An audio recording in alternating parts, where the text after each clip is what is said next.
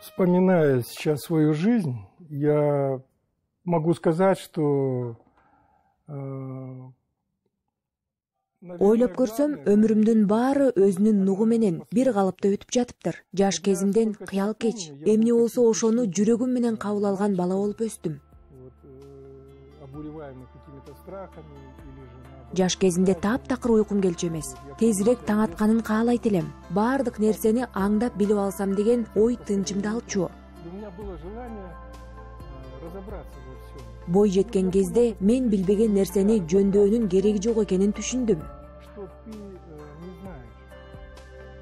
Ооба, бул Аскар Исенбаев. Келгиле бул ысымдын даамын баамдап көрөлү. Ошондо биз жүздөгөн кошумча түстөрдү сезебиз. Ал бүткүл дүйнөнү алаканына батыра алган берешен, кайталангыс талант. Ал билим алып, өзү да эмгек жаратуу үчүн атайын Флоренция, Римге барды. Бул адам Леонардонун жолун жолдоо максатында Парижде Джаконданын портретинин жанында турат. Анын эң сонун чыгармалары дүйнө жүзү боюнча абройлуу музейлер топтому Мамлекеттик Третьяков галереясынын, Костеев атындагы мамлекеттик музейлердин көркүн чыгарса, эмгектеринин бир катары Казакстан, Орусия, АКШ, Италия, Франция, Түштүк Корея сыяктуу жеке коллекционерлердин куржунун толтуруп турат.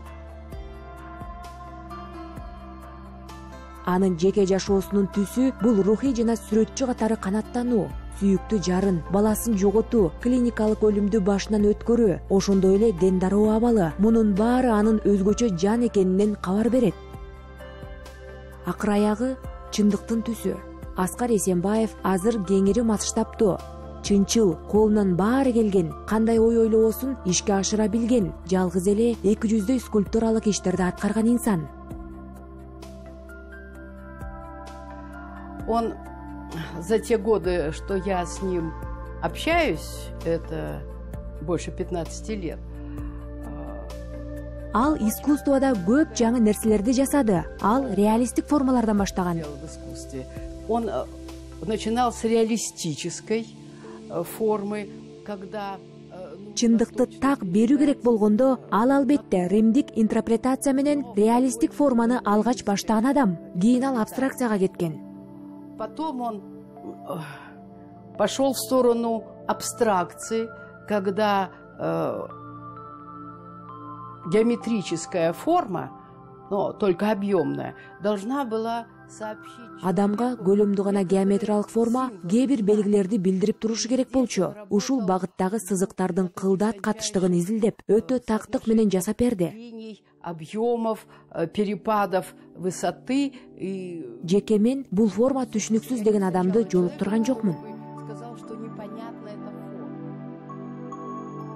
Көркөм академиянын академиги Аскар Исенбаев 80-жылдарга таандык. Ал Алматы көркөм сүрөт училищесинда, Суриков атындагы Москва мамлекеттик сүрөтчүлөр институтунда жүргөндө чыгармачылык дүйнөнү терең түшүнүп, жаш болсо да алдына койгон максаты так, идеяга бай, мыкты кесипкөй адис экендигин көрсөтө алды. Ал сүрөтчүлөрдүн арасынан алгачкылардан болуп Франция, Германия, АКШда көргөзмөлөрүн уюштурган. Ошентип ал көчмөндөр жашоосун дүйнө жүзүнө таанытып, биздин сүрөтчүлөрдүн эмгектерин чет элде тааныштырып келди. Ну, я в основном следовал больше, может быть, западному искусству, это Италия. Негизинен батыштын өнөрүнө ээрчидим. Бул Италия, кайра жаралуу, антикалык жана башка. Ошол доордогу менин эмгектерим мындай манжа издерин, башкача айтканда классиканы алып жүрөт. В то время уже меня интересовали и такое беспредметное искусство. Албетте, ошол учурда мени мындай түбөлүктүү искусство кызыктырган. Мага классикалык музыка жаңылык болгон эсимде. Открывались возможности для такого опосредованного выражение своей... Мындайча айтканда, ал мага белгилүү бир муктаждыктан, өзүмдүн ички сезимимди түшүнүү керек болгондуктан ачтым. Родных, близких людей. Ну, я тоже не исключение. Вот я потерял жену, ребенка, которую она носила в себе. Жубайымдын боюнда бар кезинде баламдан жана андан айрылдым. Ушунун таасиринде мен мисалы Кудай тууралуу ойлондум. Потому что, опять же, вопросы, они очень важны, потому что если не задавать вопросов, не будет ответов. Бул да абдан маанилүү маселе эмеспи? Эгер эч нерсе сурабасаң, ага жооп дагы таба албайт элең. Адам да кайгырып, эркиндикти каалап, ашык болуп, өзү да сүйүктүү болууну каалаган тирүү жан. Хочет быть свободным, которая хочет любить, быть любимым. Вот. И что трагедия человеческая в том, что мы даже их... Адамдын касиети ошол. Биз канчалык кааласак да, ошол нерсени өзүңө да, башкаларга да жасай албагандыгың. Мына ушуну түшүнүп, ага таянып, жашоомду уланткан кезде даананы жолуктурдум. И я встретил Дану. Уже прошло 20 лет. 20 жыл өттү. Бүгүнкү күнгө чейин ошол иш менен алектенет. Дайыма өзүн өнүктүрүүнүн үстүндө. Көп окуйт, көп нерсеге кызыгат.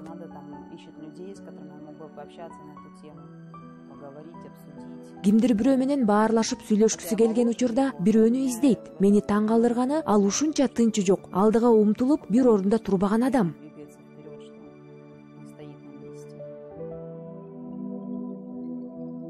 Сүрөтчү өмүрдөгү жакын адамдарынын башына түшкөн оорчулук дайыма көңүлүндө каратак болуп кала берерин жакшы билет. Анын чыгармачылыгы кайсы бир жылдардагы өз үй бүлөсүнүн башына түшкөн кыйын кезең менен дал келгени дагы мыйзам ченемдүүлүк. 37 жыл.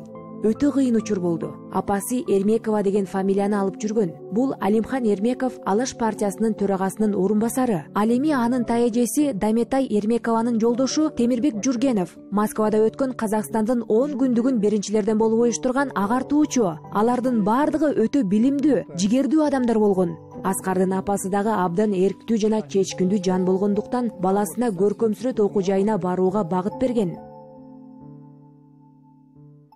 Я так полагаю, что не события какие-то руководят. Адамдын жашоосунда болгон окуя анын тагдырына дагы үстөмдүк кылат деп ойлойм. Именно наличие вот таких людей, которые способны глубоко чувствовать. Муну баштан өткөргөн адам гана жашоонун маанисин терең түшүнө билет. Суть проблем. Вот. И я так полагаю, что если есть какой-то определенный... Эгер ушундай адамдар эл арасында көп болсо, калктын келечеги дагы жаркын болот беле деген ойдомун. Будут составлять будущее этого народа.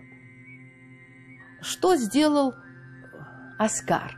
Ну, он стал каким-то таким поразительным патриотом тюркского мира. Аскар эмне жасай алды дей турган болсок, ал түрк дүйнөсүнүн укмуштуудай патриоту. Ал байыркыны бүгүнкү күнгө тууралоону чечти. Ал ага абдан назик, экзистенционалдык жүйө аркылуу өттү. Социальным мотивом. И когда смотришь на эту форму, кажется, что бронза мягкая. Анан качан бул формага караганда колу жумшактай сезилет. Ал чөйрөнүн, адамдын таасири алдында өзүнүн көлөмүн, жогору жагын жана фактурасын өзгөртөт. Свой объем, свою поверхность, свою фактуру. Это удивительно. Бул абдан таң калыштуу, дайыма суктандырат. Всегда восхищает. Старшая дочь, тогда вот, когда первую скульптуру он сделал, вот с нее. Ал бул жумушту баштаган кезде улуу кызыбыз 6 жашта болчу. Анын скульптурасын жасоо үчүн ага таттууларды сатып берчүбүз. Бир тарабынан бул мага жолдошумдун жумушун терең түшүнүүмө пайдасын тийгизди. Это был такой вот тоже хороший опыт общения с папой или там мое общение с мужем. Анткени сыртынан караганда анын жасаган иши анчалык деле кыйын эмес дейт уйлат. Чындыгында адамдын келбетин жасоо, окшоштуруу деген бул абдан оор. Такой процесс, когда ты, можно сказать, вживаешься. Муну башкалар түшүнбөшү мүмкүн. Ал эми сен анын жанында болуп, күндө көрүп отурасың. Ошондуктан кийин эстелик болсун деп байкатпай камера коюп койчумун. Камеру так незаметно, чтобы просто заснять для памяти. Үй бүлө менен кызыктуу мүнөттөрдү эстеликке калтыруу, ал ой жүгүртө, дайыма балдарды тарбиялоонун маанилүүлүгү тууралуу айтып келет. Алар дүйнөнү көп кырдуу кабыл алуулары керек. Искусство, музыка менен алектенип, жаратылышты сезип, аны сүйүүлөрү кажет. Аскар өзүнүн шаар сыртындагы үйүндө шайкештиктин жана жылуулуктун чөйрөсүн түзөт. Кээде көпкө чейин дарыянын жээгинде суунун агымын карап отурат. балким ушул учурда жаңы иштердин идеясы пайда болот. Кээде ал оюндагысын унутуп калбаш үчүн пластилинден үлгүсүн жасап коет. Айлана жымжырт, табият кереметтүү. Туура ушул учурда сүрөтчү чындап бактылуу болот.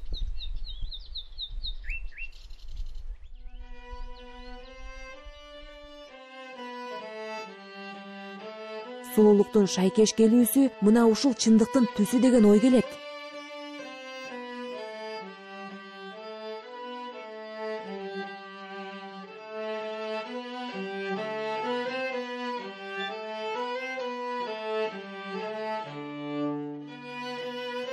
Аскар Исенбаевдин скульптуралары бардыгы кандайдыр бир форманын жана мазмундун шайкештигинде болгон. Жашоо тууралуу кандайдыр бир аткарылган чындыкты көрсөтөт. Анын эмгектеринде дайыма ажайып нерселер болот.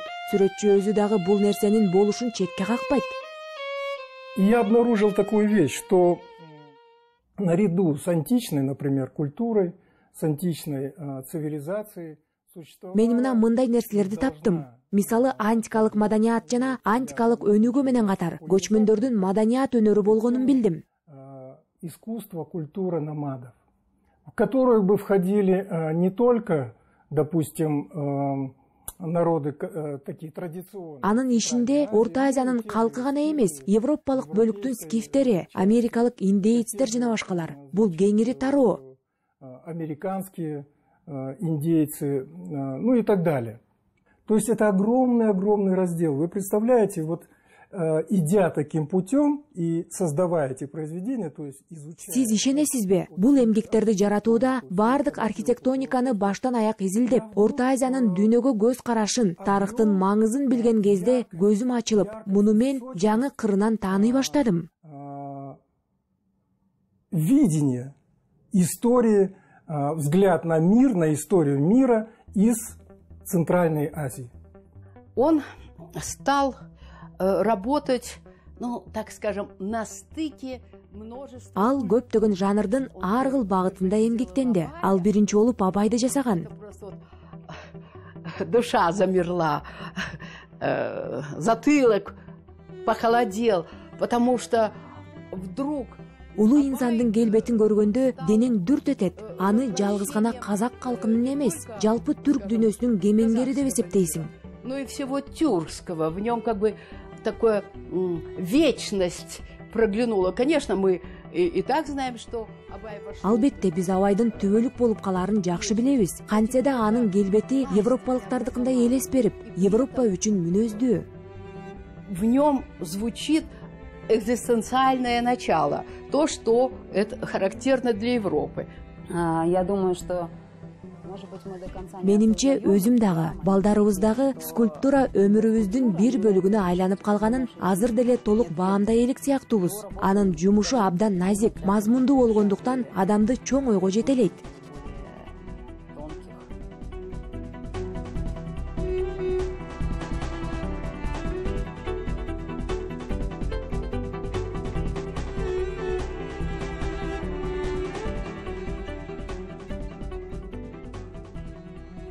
Казахи – это кочевники. Это правопреемники той кочевой номадической. Казактар бул көчмөндүк маданиятта, өзлөрүнүн маанилүү тарыхый орду бар көчмөндөр. И тогда я постепенно начал осознавать себя. Өзүм да ушул тарыхты акырындап түшүнө баштадым. Ал эми балбал таштарга болгон кызыгуум албетте шыр эле пайда боло калган жок. Конечно же, но у меня появился такой интерес именно к балбалам. Бул дагы мен үчүн керемет казына болду. Анын да сыры абдан көп. Ошентип мунун көчмөн калктардын, казактардын өнөрү болгондугуна ишендим. Действительно, искусство кочевых народов, вот, и казахов. Көчмөндөр доору байыркы тарыхтын тереңинде калса да, казактар балбалдардан калган мурастарды бүгүнкү күнгө чейин улантып келе жатат деп эсептейм.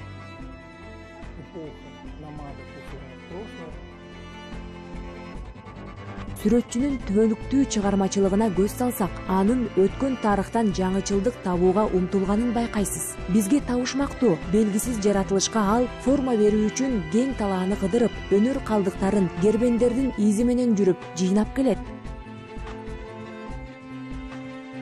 дегени менен мында фантастикалык же балким чындыктан алыс бир нерсе бар, бирок алар кылымдын тереңинен келип бизге кайрылат. Анын эмгектери көзгө илинбеген агым менен туура сүрөтчүнүн жүрөгүнө келип түшөт.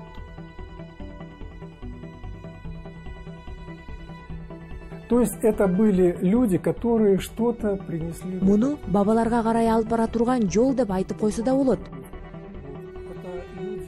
Абай, ал менин окуганым боюнча балбалдын өзү. Мындайча айтканда булар бул дүйнөгө, бул аймакка мүмкүн кандайдыр бир нерсе алып келген адамдар. Алар дүйнөнүн адамдары, алар адам үчүн маанилүү, эстеликке калгыдай бир нерсе жасап калтырышты. Алар жер шарынын ар кайсы жеринде жана ар түрдүү мезгилдерде мындай эмгектерди жасашты. Балбалдар бүгүнкү күндө менин иштеримде деп айта алам. Ал жерде чөйчөк сыяктуу белгинин болгонун каалагам. Бул курмандык чалуу, бул бабалар тууралуу эскерүү, ошол эң мыкты нерсени сактап калуу. Убакыттын өтүшү менен мунун болоорун керек болсо болжоп да койгом.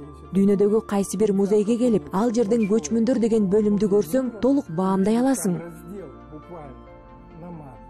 Когда он приносит уже готовую работу в материале домой, он начинает со мной, не то чтобы советоваться, а спрашивать, тут как тебе? Кээде ал жасап жаткан жаңы жумушун үйгө алып келип, мени менен акылдашат. Кандай болуптур деп сурайт. Кээде өзүмө түшүнүксүз нерселер да болот. Андай нерселерди айтпаганга аракет кылам. Бул менин өзүмдүн оюм.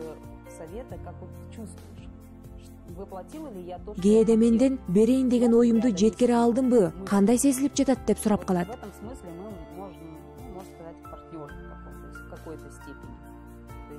Бул учурда бизди шериктештер деп койсо болот. Мындай айтканда экөөбүз ишти талкууга алабыз. Мен өз оюмду айтам, өзүң кандай деп ойлойсуң деп андан сурайм. Аны андан ары улантуу тууралуу да ойлонуштурабыз. Эгер муну ушундай жакшылап калчап отурбаган болсок, оюбуз жүзөгө ашпай калмак.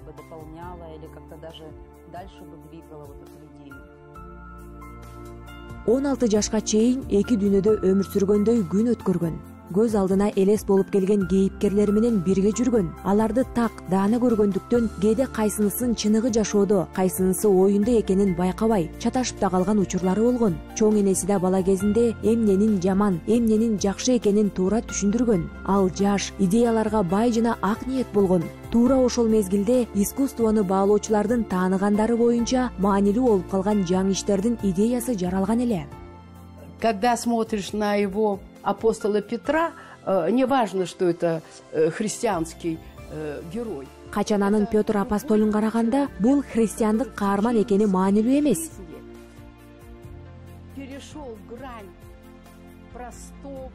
Ар бир адамдын өзүнүн жашоо агымындагы адамдын жөнөкөй абалынын чегинен ашкан учуру. Мага болсо мына бул релефтердин сериясы жагат. Эмне үчүн экендигин толук түшүндүрүп бере албайм. Бирок анда эмнегедир патриархалдык бир нерсе бар. Мне понадобилось очень много времени для того, чтобы я мог впитать мировую культуру. Мага дүйнөлүк маданиятты, дүйнө тарыхын өзүмө сиңирүү үчүн абдан көп убакыт талап кылынды. Бул дүйнөлүк жараянда менин ким экендигимди таануу үчүн мен өзүмдүн маанилүүлүгүмдү сүрөтчү катары түшүнө баштадым. Менин кылганымдын бардыгы бул сөзсүз болушу керек болгондой жасалган. Менимче бул нерсе жок дегенде менин жашап жатканымды актагандыр.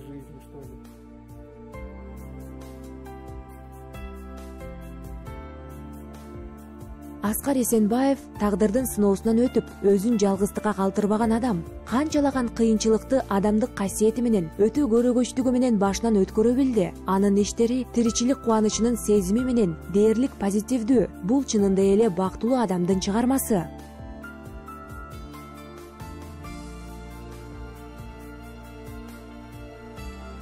Сүрөтчү катары ал бардыгын жасай алат. Кандай ой болбосун ишке ашырат. Бул өмүрдүн эң сонун экенин түшүнүү үчүн болгону сүрөтчү Аскар Эсенбаевдин философиялык мээримге толгон эмгектерине күбө болсоңуз эле болот.